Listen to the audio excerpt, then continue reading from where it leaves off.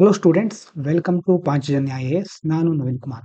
ಇವತ್ತಿನ ದ ಹಿಂದೂ ಪತ್ರಿಕೆ ವಿಶ್ಲೇಷಣೆಗೆ ನಿಮಗೆಲ್ಲರಿಗೂ ಸ್ವಾಗತ.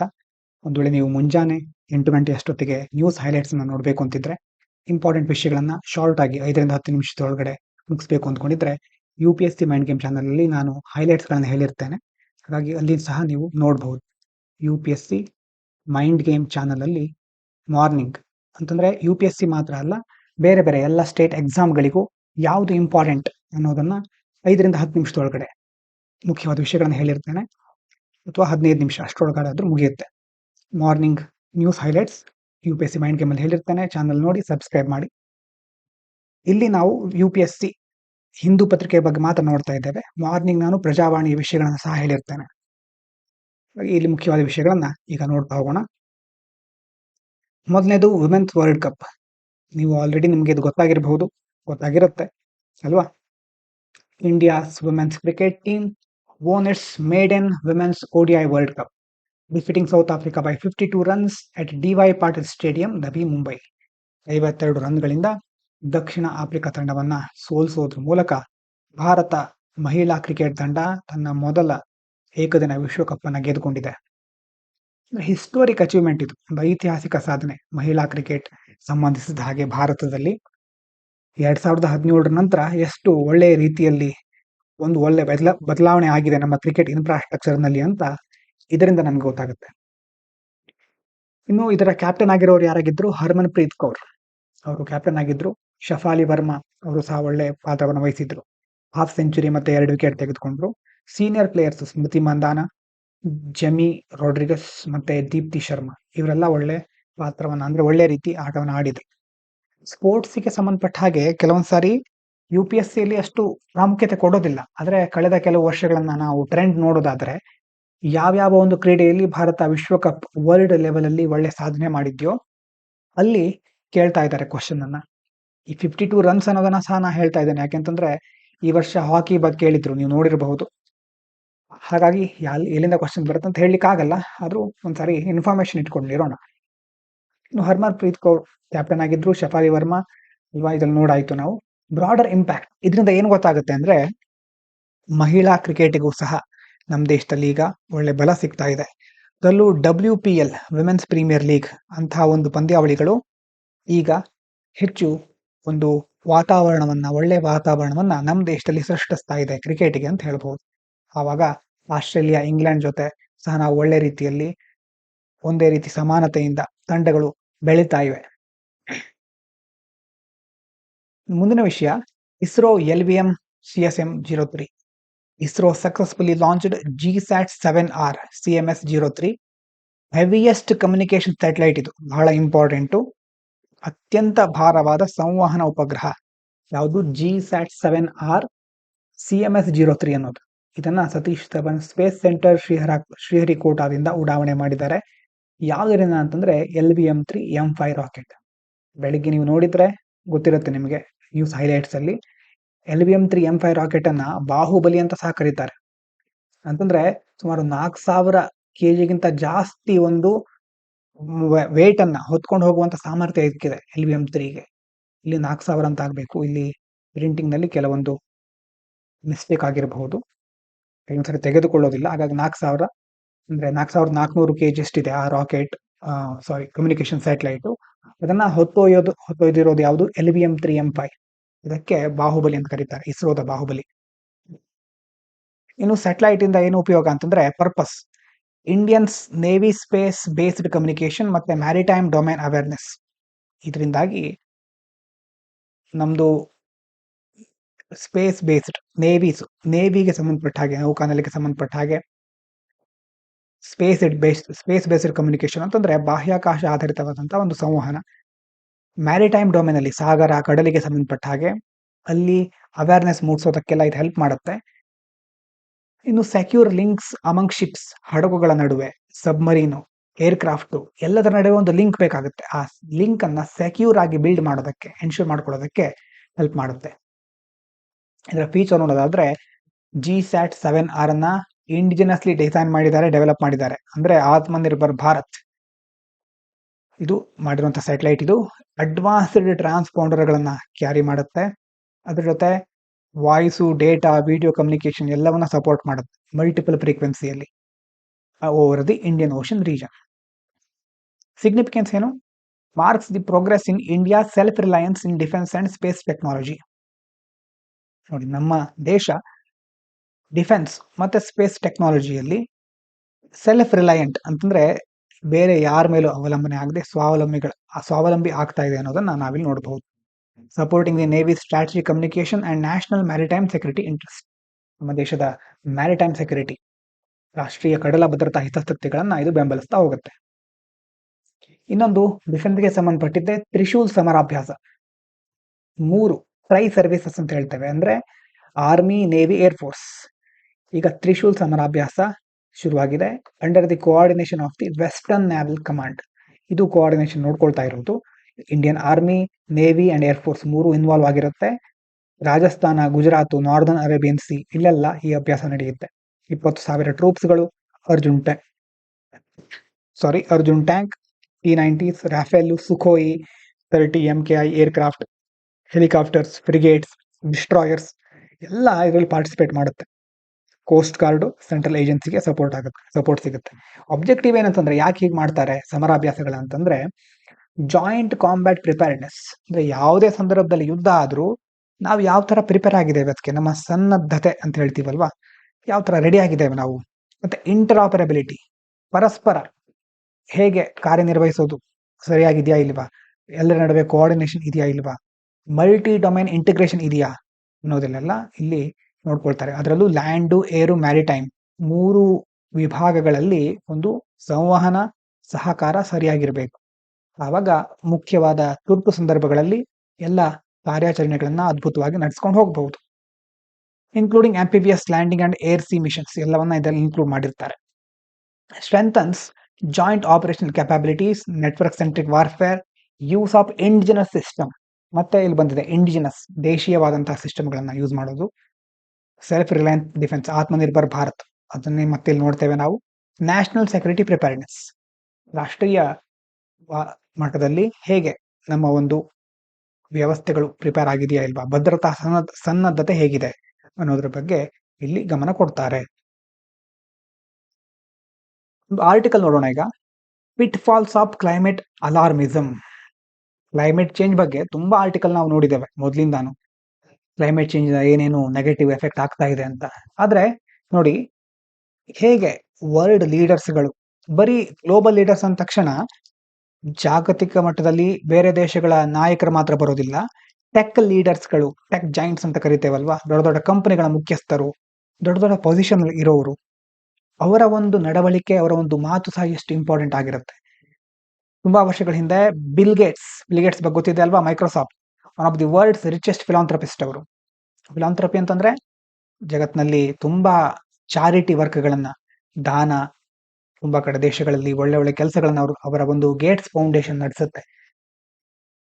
ಅವರು he has played a big role in shaping global climate discussions through his books, speeches and funding. ಅಂದ್ರೆ ತುಂಬಾ ವರ್ಷಗಳಿಂದ ಅವರ ಸ್ಪೀಚ್ ಆಗಿರಬಹುದು, ಬುಕ್ಸ್ ಆಗಿರಬಹುದು, ಮತ್ತೆ ಹಣಕಾಸಿನ ಸಹಾಯ ಮಾಡೋದ್ರ ಮೂಲಕ ಕ್ಲೈಮೇಟ್ ಡಿಸ್ಕಷನ್ ಅಲ್ಲಿ ಬಹಳ ಮಹತ್ವದ ಪಾತ್ರವನ್ನ ವಹಿಸಿದ್ರು. ಅರೌಂಡ್ 2019-21 ಅಲ್ಲಿ ಅವರು ಅಲಾರ್ಮಿಸ್ಟ್ ಲ್ಯಾಂಗ್ವೇಜ್ ಅನ್ನ ಯೂಸ್ ಮಾಡ್ತಿದ್ರು. ಅಲಾರ್ಮಿಸ್ಟ್ ಲ್ಯಾಂಗ್ವೇಜ್ ಅಂತಂದ್ರೆ warning that planet was nearing disaster. ಇನ್ನು ನಮ್ಮ ಭೂಮಿ ಬಹಳ ಅಪಾಯದಲ್ಲಿದೆ, ನಾವು ಆದಷ್ಟು ಬೇಗ ಭೂಮಿಯನ್ನು ರಕ್ಷಿಸಬೇಕು, ಇಕೋಸಿಸ್ಟಮ್ ಕೊಲ್ಯಾಪ್ಸ್ ಆಗಬಹುದು, ಮಾಸ್ ಮೈಗ್ರೇಷನ್ ಆಗಬಹುದು ಅನ್ನುವಂತ ಹೇಳಿಕೆಗಳನ್ನ ಕೊಡ್ತಾ ಇದ್ರು. This created global urgency, also panic and hopelessness. ಇಂಥ ದೊಡ್ಡ ದೊಡ್ಡ ನಾಯಕರೇ ಹೀಗೆ ಹೇಳಿದಾಗ ಗ್ಲೋಬಲ್ ಲೆವೆಲ್ ಅಲ್ಲಿ ಅದಕ್ಕೆ ಒಂಥರ ಅರ್ಜೆನ್ಸಿ ಕ್ರಿಯೇಟ್ ಆಗುತ್ತೆ, ಈಗ ಏನಾದ್ರೂ ಮಾಡ್ಲೇಬೇಕು ಅಂತ. ಇನ್ನೊಂದು ಜನರಲ್ಲಿ ಏನಾಗುತ್ತೆ, ಪ್ಯಾನಿಕ್ ಕ್ರಿಯೇಟ್ ಆಗುತ್ತೆ, ತಳಮಳ, ಒತ್ತಡ ಜಾಸ್ತಿ ಆಗ್ತಾ ಹೋಗುತ್ತೆ, ಹೋಪ್ಲೆಸ್ನೆಸ್, ಜಗತ್ತು ಈಗ ಆದಷ್ಟು ಬೇಗ ಹಾಗಾದ್ರೆ ನಾಶ ಆಗಿ ಹೋಗುತ್ತಾ ಅನ್ನುವಂಥ ಒಂದು ಭಯವನ್ನು ಹುಟ್ಟಿಸ್ಲಿಕ್ಕೂ ಸಹ ಇದರಿಂದ ಕೆಲವೊಂದು ಕಡೆ ಅದು ಕಾರಣ ಆಗುತ್ತೆ. ಕ್ಲೈಮೇಟ್ ಅಲಾರ್ಮಿಸಮ್ ಅಂತಂದ್ರೆ ಏನು? ಅಲಾರ್ಮಿಸಮ್ ಅಂತಂದ್ರೆ overstating that catastrophe is unavoidable. ಅಂದ್ರೆ ಉದಾಹರಣೆಗೆ world will end in 10 years, 10 ವರ್ಷಗಳಲ್ಲಿ ಭೂಮಿ ಸರ್ವನಾಶ ಆಗೋಗುತ್ತೆ ಅನ್ನುವಂತಹ ರೀತಿಯ ಸ್ಟೇಟ್ಮೆಂಟ್ ಇರಬಹುದು. ಅದರ ಒಳ್ಳೆಯ ಅಂಶ ಏನಂತಂದ್ರೆ ತುಂಬಾ ಕಡೆ ಅಟೆನ್ಷನ್ ಸಿಗುತ್ತೆ ಅದಕ್ಕೆ, ಬಹಳ ಬೇಗ ಎಲ್ರು ಕಾರ್ಯಪ್ರವೃತ್ತರಾಗ್ತಾರೆ.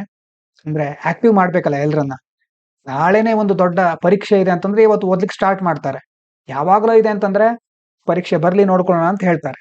ಅದೇ ರೀತಿ ಈಗ ನಾಳೆನೇ ಅಪಾಯ ಆಗುತ್ತೆ, ಅವರೆಲ್ಲ ರೆಡಿ ಆಗಿ ಅನ್ನೋ ರೀತಿ ಆ ಒಂದು ಸಿಚುವೇಶನ್ ಕ್ರಿಯೇಟ್ ಆಗುತ್ತೆ. ಆದ್ರೆ ಬ್ಯಾಡ್ ಸೈಡ್ ಏನಂತಂದ್ರೆ ಅದರಿಂದ ತುಂಬಾ ಜನರಿಗೆ ಭಯ, ಡಿಸ್ಬಿಲೀಫ್, ಪೊಲಿಟಿಕಲ್ ಬ್ಯಾಕ್ಲಾಶ್ ಅಲ್ವಾ ಎಲ್ಲ ಹುಟ್ಟುತ್ತಾ ಹೋಗುತ್ತೆ. ಅಂದ್ರೆ ಒತ್ತಡ ಜಾಸ್ತಿ ಆಗಬಹುದು, ಪೊಲಿಟಿಕಲ್ ಸಿಸ್ಟಮ್ ಅಲ್ಲಿ ನಂಬಿಕೆ ಹೋಗಬಹುದು. ಹೀಗೆ ಅದರ ಎರಡೂ ಎಫೆಕ್ಟ್ ಇರುತ್ತೆ. Alarmism can motivate people for short time but paralyse them in a long run. Short term ಅಲ್ಲಿ ಹೌದು ಇವರಿಗೆ ಮೋಟಿವೇಶನ್ ಕೊಡಬಹುದು, ಆದ್ರೆ ಲಾಂಗ್ ರನ್ ಅಲ್ಲಿ ಪ್ಯಾರಲೈಸ್ ಮಾಡಬಹುದು, ಅವ್ರನ್ನ ಒಂದ್ ರೀತಿ ಇನ್ನಷ್ಟು ಒತ್ತಡಕ್ಕೆ ತಳ್ಳಬಹುದು.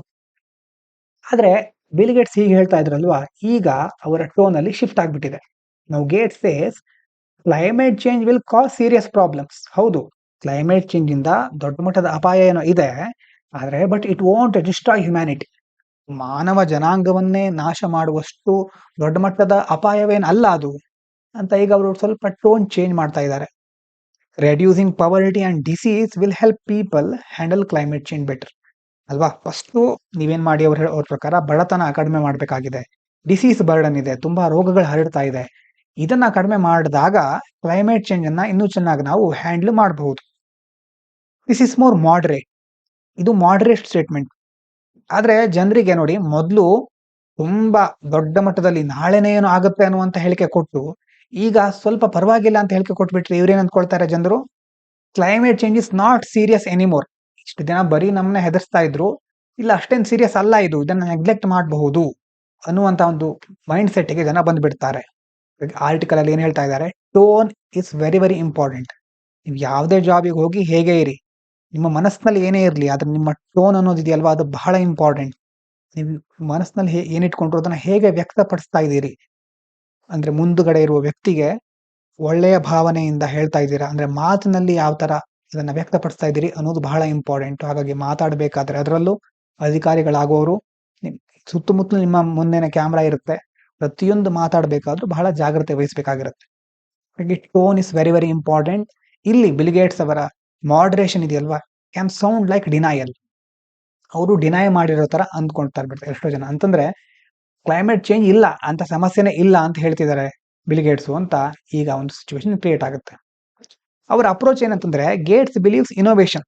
ಅವರಿಗೆ ಎಲ್ಲಾ ಸಂದರ್ಭದಲ್ಲೂ ಬರೀ ಟೆಕ್ನಾಲಜಿ ಇದೆ ಮೈಂಡ್ ಇರುತ್ತೆ, ಹೊಸ ಟೆಕ್ನಾಲಜಿ ಬರಬೇಕು, ಬೆಟರ್ ಸಿಸ್ಟಮ್ಸ್, ಇಂಜಿನಿಯರಿಂಗ್ ಜಾಸ್ತಿ ಆಗಬೇಕು, ಇದೆಲ್ಲದ್ರಿಂದ ನಾವು ಕ್ಲೈಮೇಟ್ ಚೇಂಜ್ ಪ್ರಾಬ್ಲಮ್ಗಳನ್ನ ಸಾಲ್ವ್ ಮಾಡಬಹುದು.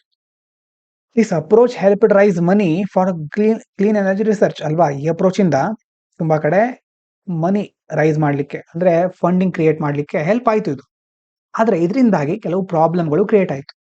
ಏನಂದ್ರೆ ಟೂ ಟೆಕ್ನೋಕ್ರಾಟಿಕ್, ಬರೀ ಗ್ಯಾಜೆಟ್ ಅದ್ರ ಮೇಲೆ ಫೋಕಸ್ ಮಾಡಿದ್ರೆ ಪೀಪಲ್, ಪಾಲಿಟಿಕ್ಸ್ ಇದೆಲ್ಲ ಬಹಳ ಡಿಟರ್ಮೈನಿಂಗ್ ಫ್ಯಾಕ್ಟರ್ಸ್, ನಿರ್ಧಾರಕ ಅಂಶಗಳು, ಇದ್ರ ಮೇಲೆ ಫೋಕಸ್ ಮಾಡ್ತಾ ಇಲ್ಲ. ಗ್ಯಾಜೆಟ್, ತಂತ್ರಜ್ಞಾನ ಇದು ಒಂದ್ರಿಂದಾನೇ ಜೀವನ ನಡೆಯೋದಿಲ್ಲ ಅಲ್ವಾ. ಟಾಪ್ ಡೌನ್ ಫಿಲಾಂಥ್ರಪಿ ಅಂತಂದ್ರೆ ಅವ್ರ foundation influences government without public debate. Public debate ಆಗ್ಬೇಕು, ಮೊದಲು ಜನರಿಗೆ ಅದರ ಮಹತ್ವವನ್ನು ತಿಳಿಸಬೇಕು, ಅದರ ಮೂಲಕ ಜನರ ಮೈಂಡ್ ಸೆಟ್ ಅಲ್ಲಿ ಬದಲಾವಣೆ ಆಗ್ಬೇಕು. ಜನರ ಜೊತೆ ಮಾತನಾಡದೆ ಕೇವಲ ಗವರ್ಮೆಂಟ್ ಇನ್ಫ್ಲೂಯೆನ್ಸ್ ಮಾಡಿದ್ರೆ ಟಾಪ್ ಡೌನ್ ಅಪ್ರೋಚ್ ಅಂತ ಹೇಳ್ತೀವಲ್ವಾ, ಮೇಲ್ಗಡೆ ಏನ್ ಹೇಳ್ತಾರೋ ಅದು ಕೆಳಗಡೆ ಬರ್ತಾ ಇರುತ್ತೆ. ನಿಜವಾಗ್ಲೂ ಕೆಳಗಡೆ ಏನ್ ನಡೀತಾ ಇದೆ, ಗ್ರಾಸ್ ರೂಟ್ ಲೆವೆಲ್, ವಾಸ್ತವಿಕವಾಗಿ ತಳಮಟ್ಟದಲ್ಲಿ ಯಾವ ಬದಲಾವಣೆಗಳು ನಡೀತಾ ಇದೆ ಅದ್ರ ಬಗ್ಗೆ ಫೋಕಸ್ ಮಾಡ್ಲಿಕ್ಕೆ ಆಗೋದಿಲ್ಲ.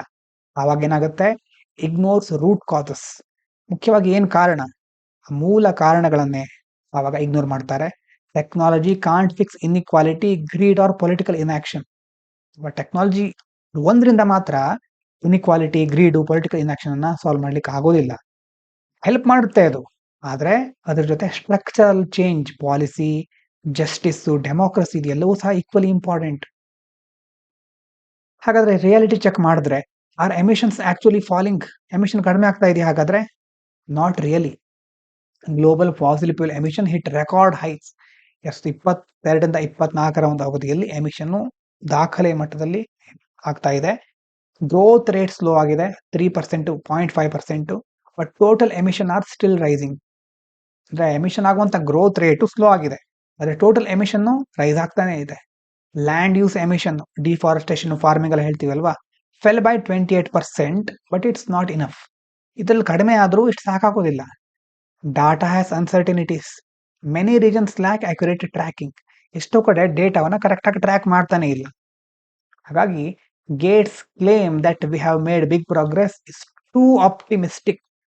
ಅತಿ ಆಶಾವಾದ ಅಂತಂದ್ರೆ ಇರೋದು ವಾಸ್ತವಕ್ಕಿಂತ ಅತಿಯಾಗಿ ಆಪ್ಟಿಮಿಸ್ಟಿಕ್ ಆಗ್ಬಿಟ್ಟಿದ್ದಾರೆ ಅವರು. ಹಾಗಾಗಿ ಹೊಸ ರಿಸ್ಕ್ ಏನು? New risk, comfortable climate talk. ಅವ್ರಿಗೆ ಹೇಗ್ ಬೇಕೋ ಹಾಗೆ. ನಾವು Gates emphasises poverty reduction and health, which is good. ಈಗ ಪವರ್ಟಿ ರಿಡಕ್ಷನ್ ಮಾಡೋದು, ಹೆಲ್ತ್, ಅದ್ರ ಮೇಲೆ ಫೋಕಸ್ ಮಾಡೋದ್ರ ಬಗ್ಗೆ ಮಾತಾಡ್ತಾ ಇದ್ದಾರೆ. ಅದು ಒಳ್ಳೇದೇ. ಆದ್ರೆ ಕೆಲವರು ಏನ್ ಅಂದ್ಕೊಳ್ತಾರೆ, some may interpret it as we can keep using fossil fuels now if you donate to the poor later. ನೋಡಿ, ಹಾಗೆ ಅಲ್ವಾ? ಈಗ ಪಾಪ ಮಾಡಿದ್ರೆ ಪರವಾಗಿಲ್ಲ, ನೆಕ್ಸ್ಟ್ ದೇವಸ್ಥಾನಕ್ಕೆ ಹೋಗಿ ದುಡ್ಡು ಹಾಕೋಣ, ದೇವಸ್ಥಾನದಲ್ಲಿ ಯಾವ್ದೋ ಹರಕೆ ಕಟ್ಕೊಳ್ಳೋಣ ಅನ್ನೋ ರೀತಿ. ಅದು ಫಾಸಿಲ್ ಫ್ಯೂಯಲ್ ಯೂಸ್ ಮಾಡೋಣ ಈಗ, ಮತ್ತೆ ಮುಂದೊಂದ್ ದಿನ ಪೂವರ್ ಪೀಪಲ್ ಡೊನೇಟ್ ಮಾಡೋಣ. This charity instead of change. Charity ಮಾಡಬಹುದು ಮುಂದೆ, ಚೇಂಜ್ ನಮ್ಮನ್ನ ನಾವು ಬದಲಾಯಿಸ್ಕೊಳ್ಬೇಕಾದ ಅವಶ್ಯಕತೆ ಇಲ್ಲ ಅನ್ನುವಂಥ ಮೈಂಡ್ ಸೆಟ್ ಇದೆಯಲ್ವ, ಅದು ಡೇಂಜರಸ್. ಪರಿಹಾರಗಳನ್ನ ಹುಡ್ಕೋದಲ್ಲ, ಪರಿಹಾರವನ್ನ ಸೃಷ್ಟಿ ಮಾಡ್ಕೊಳ್ಳೋದು. ಪರ್ಯಾಯ ವಿಧಾನಗಳನ್ನ ಹುಡ್ಕೋ ಬದಲು ಪರಿಹಾರದ ಕಡೆ ಮುಖ ಮಾಡೋದು. ಅದರಲ್ಲೂ ಶಾರ್ಟ್ ಕಟ್ ಪರಿಹಾರಗಳು, ಶಾರ್ಟ್ ಕಟ್ ಟೆಂಪ್ರರಿ ಸೊಲ್ಯೂಷನ್ಗಳ ಕಡೆ ಮುಖ ಮಾಡದೆ ಪರ್ಮನೆಂಟ್ ಸೊಲ್ಯೂಷನ್ ಕಡೆ ಮುಖ ಮಾಡಬೇಕಾಗುತ್ತೆ. Especially for western corporations that prefer short term comfort over systemic reform. ಅಲ್ಲ, ಕೆಲವಷ್ಟು ವೆಸ್ಟರ್ನ್ ಕಾರ್ಪೊರೇಷನ್ಗಳಿದೆ, ಶಾರ್ಟ್ ಟರ್ಮ್ ಕಂಫರ್ಟ್ ಮುಖ್ಯ ಅವರಿಗೆ, ಸಿಸ್ಟಮಿಕ್ ರಿಫಾರ್ಮ್ ಬೇಕಾಗಿಲ್ಲ. ಡೊನಾಲ್ಡ್ ಟ್ರಂಪ್ ಅವ್ರಿಗೆ ಮೊದಲೇ ಯಾರಾದ್ರೂ ಹೀಗೆ ಹೇಳಿ ಅಂತ ಕಾಯ್ತಾ ಇದ್ರು. ಅವ್ರು ಮೊದಲೇ ಕ್ಲೈಮೇಟ್ ಚೇಂಜ್ ಅನ್ನೋದೆಲ್ಲ ಏನಿಲ್ಲ, ಪೊಲ್ಯೂಷನ್ ಏನು ಆಗಲ್ಲ ಜಗತ್ತಿಗೆ ಅಂತ ಹೇಳಿ ಎಲ್ಲಾ ಕಡೆ ಎಕ್ಸ್ಪ್ಲಾಯ್ಟೇಷನ್ ಅಂತಂದ್ರೆ ಸಂಪನ್ಮೂಲಗಳನ್ನ ಎಲ್ಲ ಕಡೆ ಎಕ್ಸ್ಟ್ರಾಕ್ಟ್ ಮಾಡೋದು, ಅದನ್ನ ಬಳಸ್ಕೊಳ್ಳೋದು. Donald Trump celebrated Gates statement. ಬಹಳ ಖುಷಿಯಾಗಿದೆ ಅವರಿಗೆ, ಅದ್ಭುತವಾಗಿ ಹೇಳಿದ್ದಾರೆ ಅಂತ ಸೆಲೆಬ್ರೇಟ್ ಮಾಡ್ತಾ ಇದ್ದಾರೆ. Calling it proof that climate change is hoax twisting moderation into denial. ಅಲ್ವಾ? ಕಂಪ್ಲೀಟ್ ಆಗಿ ಇವರು ಡಿನೈನ್ ಮಾಡ್ಬಿಟ್ರು ಈಗ. This shows how small changes in language can fuel misinformation. ಮಾತನಾಡುವಾಗ ಒಂದು ಸಣ್ಣ ಚೇಂಜ್ ಆದ್ರೂ ಅದು ಹೇಗೆ ಮಿಸ್ಇನ್ಫಾರ್ಮೇಶನ್ಗೆ ಕಾರಣ ಆಗುತ್ತೆ ಗೊತ್ತಾಗುತ್ತೆ ಇದರಿಂದ. ನೋಡಿ, ಇದು ಬರೀ GS3 ಅಲ್ಲಿ ಮಾತ್ರ ಅಲ್ಲ, ಎಸ್ಸೆ ಮತ್ತೆ ಎಥಿಕ್ಸ್ ಎರಡೂ ಕಡೆ ಬಹಳ ಇಂಪಾರ್ಟೆಂಟು. ಹೇಗೆ ಫೋಕಸ್ ಮಾಡ್ತೀರಿ ನಿಮಗೆ ಬಿಟ್ಟಿದ್ದು, ಅದನ್ನ ಹೇಗೆ ಕ್ರಿಯೇಟಿವ್ ಆಗಿ ಯೂಸ್ ಮಾಡ್ಕೊಳ್ತೀರಿ ನಿಮಗೆ ಬಿಟ್ಟಿದ್ದು, ತಲೆಯಲ್ಲಿ ಇರಲಿ. Ripple effects of Gates shift. Global influence ನೋಡೋದಾದ್ರೆ, Gates is not a scientist or politician ಅಲ್ವಾ? ಸೈಂಟಿಸ್ಟ್, ಪ್ಯೂರ್ ಸೈಂಟಿಸ್ಟು ಅಲ್ಲ, ಪೊಲಿಟಿಷಿಯನ್ ಅಲ್ಲ. His word shape lit thinking. ಅವರ ವರ್ಡ್ಗಳಿಂದ ಇನ್ವೆಸ್ಟರ್ಸು, ಪಾಲಿಸಿ ಮೇಕರ್ಸು, ಮೀಡಿಯಾದವರು ತಮ್ಮ ಬಿಹೇವಿಯರ್ ಅಲ್ಲಿ ಬದಲಾವಣೆ ಮಾಡ್ಕೊಳ್ತಾರೆ. ಅರ್ಲಿಯರ್ ಏನ್ ಹೇಳ್ತಾ ಇದ್ರು, we are doomed unless we act immediately. ನಾವು ಈಗಲೇ ಕ್ರಮ ಕೈಗೊಳ್ತಾ ಇದ್ರೆ ನಾಳೆ ನಮ್ ಕತೆ ಮುಗೀತು ಅನ್ನೋ ರೀತಿ ಹೇಳ್ತಾ ಇದ್ರು. Now it is not that bad, ಅಷ್ಟೇನು ಪ್ರಾಬ್ಲಮ್ ಇಲ್ಲ ಅಂತ ಹೇಳ್ತಿದ್ದಾರೆ. This swing makes it hard to trust or sustain global moment. ಹಾಗಾಗಿ ಈಗ ಟ್ರಸ್ಟ್ ಮಾಡ್ಲಿಕ್ಕೆ ಆಗ್ತಾ ಇಲ್ಲ, ಅಥವಾ ಗ್ಲೋಬಲ್ ಮೂಮೆಂಟ್ ಸಸ್ಟೈನ್ ಮಾಡ್ಕೊಳ್ಲಿಕ್ಕೆ ಆಗ್ತಾ ಇಲ್ಲ. ಅದಕ್ಕೆ ಬ್ರಿಂಗ್ ಮ್ಯಾನ್ಶಿಪ್ ಲೆಸನ್ ಅಂತಿದೆ. ಮೊದ್ಲೇನಾಗುತ್ತೆ, ಎಕ್ಸ್ಟ್ರೀಮ್ ಫಿಯರ್ ಕ್ರಿಯೇಟ್ ಆಗುತ್ತೆ, ತುಂಬಾ ಭಯ ಹುಟ್ಟಿಸೋದು, ಭಯ ಹುಟ್ಟಿಸಿ ಫ್ಯಾಟಿಕ್ ಕ್ರಿಯೇಟ್ ಆಗುತ್ತೆ. ಫ್ಯಾಟಿಕ್ ಅಂತಂದ್ರೆ ಒಂಥರ ಪ್ಯಾನಿಕ್, ಎಲ್ಲ ಕಡೆ ಇನ್ನು ಮುಗ್ದೆ ಹೋಯ್ತು ಅನ್ನುವಂಥ ಪರಿಸ್ಥಿತಿ. ಆಗ ಎಕ್ಸ್ಟ್ರೀಮ್ ಫಿಯರ್ ಅವರು ಕ್ರಿಯೇಟ್ ಮಾಡಿರೋರು ಸ್ವಲ್ಪ ರಿಟ್ರೀಟ್ ಆದ್ರೆ, ಸ್ವಲ್ಪ ತಮ್ಮ ಹೇಳಿಕೆಗಳನ್ನ ಅಥವಾ ತಮ್ಮ ಕಾರ್ಯಗಳನ್ನ ಹಿಂಪಡೆದುಕೊಂಡ್ರೆ, ಆವಾಗ ಜನರಿಗೆ ಏನನ್ಸುತ್ತೆ, ಜನ ಇಲ್ಲ ಇದೆಲ್ಲ ಇಷ್ಟೇ, ಇದು ಏನು ಉಪಯೋಗ ಇಲ್ಲ, ಬರೀ ಬೊಗಳೆ ಇದು ಅಂತ ಹೇಳ್ತೀವಲ್ವಾ, ಎಲ್ಲ ಬರೀ ಬೊಗಳೆ. ಬೊಗಳೆ ಅನ್ನೋದು ಬೇರೆ, ಬೊಗಳೋದು ಬೇರೆ, ಎರಡು ಬೇರೆ ಬೇರೆ ಶಬ್ದ. ಅದು ಕನ್ನಡ ಸಾಹಿತ್ಯದವ್ರಿಗೆ ಗೊತ್ತಿರುತ್ತೆ. ಅಂದ್ರೆ ಬರೀ ಮಾತನಾಡ್ಲಿಕ್ಕೆ ಅಂತ ಹೇಳೋದು ಅಂತ. Deeper insight Gates as symbol. ಅಂದ್ರೆ Gates journey in technology mirrors his climate journey. ಅವರ ಒಂದು ಕ್ಲೈಮೇಟ್ ಜರ್ನಿ ಗೊತ್ತಾಗುತ್ತೆ. 1980s ಇಂದ 90s ತನಕ ಮೈಕ್ರೋಸಾಫ್ಟ್ ಬಿಲ್ಟ್ ಮಾಡಿದ್ರು ಕಂಟ್ರೋಲಿಂಗ್ ಸಾಫ್ಟ್ವೇರ್ ಎಕೋಸಿಸ್ಟಮ್ ಅನ್ನ, ಅದರಲ್ಲಿ ಕಂಟ್ರೋಲ್ ಮಾಡ್ತಾ ಇದ್ರು. He resisted open source initially. Open source ಅನ್ನ ಇನಿಷಿಯಲ್ ರೆಸಿಸ್ಟ್ ಮಾಡಿದ್ರು, ಆಮೇಲೆ ಅಕ್ಸೆಪ್ಟ್ ಮಾಡ್ಕೊಂಡ್ರು ಟೆಕ್ ವರ್ಡ್ ಇವಾಲ್ವ್ ಆದ್ಮೇಲೆ. ಸಿಮಿಲರ್ಲಿ ಕ್ಲೈಮೇಟ್ ಆಕ್ಷನ್ ಅಲ್ಲೂ ಸಹ first he begin with centralised tech solution, ನಾವು slowly accept complex social realities. Starting ಅಲ್ಲಿ ಕೆಲವು ಟೆಕ್ ಸೊಲ್ಯೂಷನ್ ಗಳನ್ನ ಫೋಕಸ್ ಮಾಡ್ತಾ ಇದ್ರು, ಆದ್ರೆ ಈಗ ಬೇರೆ ಬೇರೆ ಸೋಷಿಯಲ್ ರಿಯಾಲಿಟಿನೂ ಇದೆ ಅಂತ ಅವ್ರಿಗೆ ಗೊತ್ತಾಗ್ತಾ ಇದೆ ಅಂತ ಈ ಆರ್ಟಿಕಲ್ ಅಲ್ಲಿ ಹೇಳ್ತಾ ಇದ್ದಾರೆ. Billionaires shouldn't unilaterally define global purity ಅಲ್ವಾ? ದೊಡ್ಡ ದೊಡ್ಡ ಬಿಲಿಯನೇರ್ಗಳು ಹೌದು, ಅವರಿಗೆ ಎಲ್ಲ ಗೊತ್ತಿರುತ್ತೆ ಅಂತಲ್ಲ, ಅವರ ಫೀಲ್ಡ್ ಅಲ್ಲಿ ಅವರು ಎಕ್ಸ್ಪರ್ಟು. ಹೌದು, ಎಲ್ಲಾ ವಿಷಯ ತನಗೆ ಗೊತ್ತಿದೆ, ಎಲ್ಲಾ ವಿಷಯದಲ್ಲೂ ನಮಗೆ ಅಂದ್ರೆ ತನಗೆ ಗೊತ್ತಿರೋದನ್ನ ಹೇಳ್ಕೊಳ್ಳೋದ್ರಲ್ಲಿ ಏನು ಅಂದ್ರೆ ಬೇರೆಯವರಿಗೆ ಪ್ರಾಬ್ಲಮ್ ಇಲ್ಲ, ಆದ್ರೆ ಅದನ್ನ ಹೇರೋದು ತಪ್ಪು ಅಂತ. Climate policy needs democratic collective debate, not just private innovation. Climate ಪಾಲಿಸಿಗೆ ಬೇಕಾಗಿರೋದು ಡೆಮಾಕ್ರೆಟಿಕ್, ಪ್ರಜಾಪ್ರಭುತ್ವದ ಮೌಲ್ಯಗಳ ಜೊತೆ ಕಲೆಕ್ಟಿವ್ ಡಿಬೇಟ್, ಜನರ ನಡುವೆ ಒಂದು ಸಂವಾದ ಚರ್ಚೆ ಆಗಬೇಕು. ಕೇವಲ ಪ್ರೈವೇಟ್ ಇನೋವೇಷನ್ ಮಾಡಿದ್ರೆ ಸಾಕಾಗೋದಿಲ್ಲ. ಹಾಗಾಗಿ ಕ್ಲೈಮೇಟ್ ಆಕ್ಷನ್ ಅನ್ನೋದು ಇದು ಈ ಒಂದು ಪಾರ್ಟ್ ಇದೆಯಲ್ವಾ, ಇದು ಎಸ್ಸೆ, ಎಥಿಕ್ಸು ಮತ್ತೆ ಎನ್ವೈರ್ಮೆಂಟ್ ಮೂರು ಕಡೆ ಯೂಸ್ ಮಾಡ್ಕೊಳ್ಳಿಕ್ಕಾಗುತ್ತೆ. ಬರ್ದಿಟ್ಕೊಳ್ಬೇಕಾದ್ರೆ ಎಲ್ಲಾದ್ರೂ ಕ್ಲೈಮೇಟ್ ಆಕ್ಷನ್ ಹೇಗಿರಬೇಕು, ಬ್ಯಾಲೆನ್ಸ್ಡ್ ಅಂತಂದ್ರೆ ನೈದರ್ ಪ್ಯಾನಿಕ್ ನಾರ್ ಡಿನೈಲ್. ಪ್ಯಾನಿಕ್ ಆಗಬಾರ್ದು, ಅದು ಇಲ್ಲ ಅಂತಾನು ಹೇಳೋ ಪರಿಸ್ಥಿತಿಗೂ ಹೋಗಿ ಮುಟ್ಬಾರ್ದು. ಇನ್ಕ್ಲೂಸಿವ್ ಆಗಿರ್ಬೇಕು. ಟೆಕ್ನಾಲಜಿ ಮತ್ತೆ ಸೋಷಿಯಲ್ ಜಸ್ಟಿಸ್ ಎರಡು ಕಂಬೈನ್ ಆಗಿರ್ಬೇಕು. ಮತ್ತೆ ಕಂಟಿನ್ಯೂಸ್ ಆಗಿರ್ಬೇಕು ಅಲ್ವಾ. Over reaction, over correction. ಅತಿಯಾಗಿ ರಿಯಾಕ್ಟ್ ಮಾಡೋದು ಅಲ್ಲ, ಅತಿಯಾಗೆಲ್ಲ ಕರೆಕ್ಟ್ ಮಾಡ್ತಾ ಇರೋದು ಅಲ್ಲ. ಕಂಟಿನ್ಯೂಸ್ ಆಗಿ ಸಸ್ಟೈನಬಲ್ ಆಗಿರ್ಬೇಕು. ಮತ್ತೆ ಗ್ಲೋಬಲ್ ಅಂಡ್ ಡೆಮೋಕ್ರೆಟಿಕ್ ಎರಡೂ ಅಂಶಗಳು ಬಹಳ ಮುಖ್ಯವಾಗಿರುತ್ತೆ. ಕೆಲವು ರಿಚ್ ವಾಯ್ಸಸ್ಗಳು ತಮ್ಮ ಧ್ವನಿಯನ್ನ ಪ್ರಸ್ತಾಪ ಪಡಿಸೋದು ಮಾತ್ರ ಅಲ್ಲ, ಎಲ್ಲರಿಗೂ ಸಮಾನ ಅವಕಾಶ ಸಿಗಬೇಕು, ಡೆಮೋಕ್ರೆಟಿಕ್ ಆಗಿರಬೇಕು ಅನ್ನೋದು ಈ ಒಂದು ಆರ್ಟಿಕಲ್ನ ಸಾರಾಂಶ. ಇವಿಷ್ಟು ಇವತ್ತಿನ ಮುಖ್ಯವಾದ ವಿಷಯಗಳು. ಎಲ್ಲರಿಗೂ ಧನ್ಯವಾದಗಳು. ಇದು ಪಾಂಚಜನ್ಯ IAS.